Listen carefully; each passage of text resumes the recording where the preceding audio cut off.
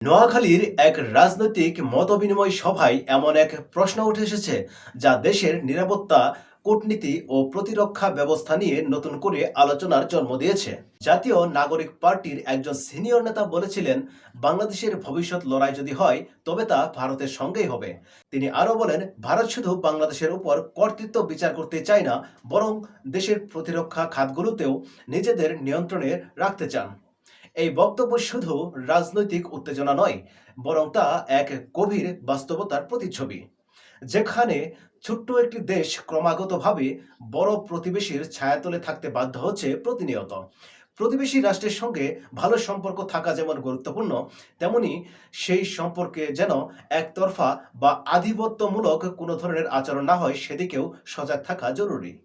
প্রতিরক্ষা খাতে ভারতের কাছ থেকে পুরনো কার্যক্ষমতাহীন যে অস্ত্রগুলো সেগুলো এবং সামরিক সরঞ্জাম কোটি কোটি ডলারে কেনা হচ্ছে বলে অভিযোগ করা হয়।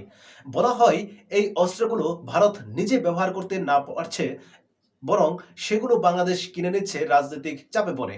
অথচ বিপুল পরিমাণ অর্থ দিয়ে বাংলাদেশ নিজস্ব প্রতিরক্ষা শিল্প গড়ে তুলতে পারত। এতে শুধু আর্থিক সাশ্রয় হতো না, দেশের সামরিক সক্ষমতাও হতো স্বনির্ভর। এছাড়াও অভিযোগ ওঠে, ভারত বাংলাদেশের সামরিক বাহিনীকে তাদের দেশে গিয়ে প্রশিক্ষণ নিতে বাধ্য করেছিল, যা একটি স্বাধীন রাষ্ট্রের জন্য অত্যন্ত স্পর্শকাতর ও উদ্বেগজনক। যখন দেশের একটি সরকার ভারতের সঙ্গে বড় অঙ্কের একটি চুক্তি বাতিল করে দেয়, তখন দেখা যায় বড় একটি বিশেষ গোষ্ঠী সেই সিদ্ধান্তকে কেন্দ্র করে উত্তেজনার সৃষ্টি করে। তারা বোঝাতে চায়, ভারত থেকে অস্ত্র না কিনলে বাংলাদেশের নিরাপত্তা হুমকির মুখে পড়বে।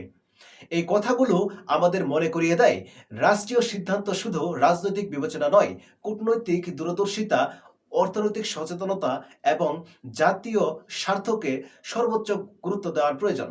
একটি দেশ তখনই প্রকৃত স্বাধীন ও শক্তিশালী হয় যখন তার প্রতিরক্ষা ব্যবস্থা আত্মনির্ভরশীল হয় এবং আন্তর্জাতিক সম্পর্কে ভারসাম্য বজায় রাখে। ছাত্র, যুবক এবং ভবিষ্যৎ নেতৃত্বের জন্য এই বক্তব্য একটি বড় বার্তা বহন করে। রাষ্ট্র কিভাবে পরিচালিত হয়, প্রতিরক্ষা নীতিতে কিভাবে সিদ্ধান্ত নেওয়া হয় এবং বৈদেশিক চাপ কিভাবে মোকাবিলা করে সার্বভৌমত্ব রক্ষা করা যায়, এইসব নিয়ে সচেতন হওয়া প্রত্যেক নাগরিকের দায়িত্ব। এই ঘটনা থেকে শিক্ষা নেওয়ার সময় এখনই। কেবল রাজনৈতিক বক্তৃতা নয়, রাষ্ট্রের ভিতরে থাকা কিছু কৌশলগত দুর্বলতা, বহির্জগতের সঙ্গে সম্পর্কের বাস্তবতা এবং নিজের ভবিষ্যৎ নিরাপদ রাখার ক্ষেত্রে কোন পদক্ষেপগুলো জরুরি সেগুলো বুঝে নেওয়ার জন্য অবশ্যই প্রয়োজন। বিশ্লেষণী দৃষ্টি এবং জাতীয় সচেতনতা অবশ্যই আমাদের আবশ্যক। কেবলমাত্র নেতারা কথা বলে যাবেন আর জনগণ তা শুনবে, এই ধারা অবশ্যই পরিবর্তন করতে হবে। জনগণকে বুঝতে হবে তাদের করের টাকায় কেনা অস্ত্র, বিদেশি চুক্তি, প্রশিক্ষণ কর্মসূচির চুক্তি এবং কূটনৈতিক দিক নির্দেশনার সত্যিকার প্রভাব আসলে কি। আর এই শিক্ষা যদি কেউ নেন, তবে তাতে দেশের ভবিষ্যৎ আরো শক্তিশালী হতে পারে। রাষ্ট্রীয় বিষয় নিয়ে আলোচনা হোক, কিন্তু তা যেন তথ্য নির্ভর এবং শিক্ষামূলক ও ভবিষ্যৎ নির্মাণে সহায়ক হয়। প্রতিবেদনটি যদি আপনার চিন্তাভাবনায় পরিবর্তন আনে, তাহলে এটি অন্যের কাছে শেয়ার করুন।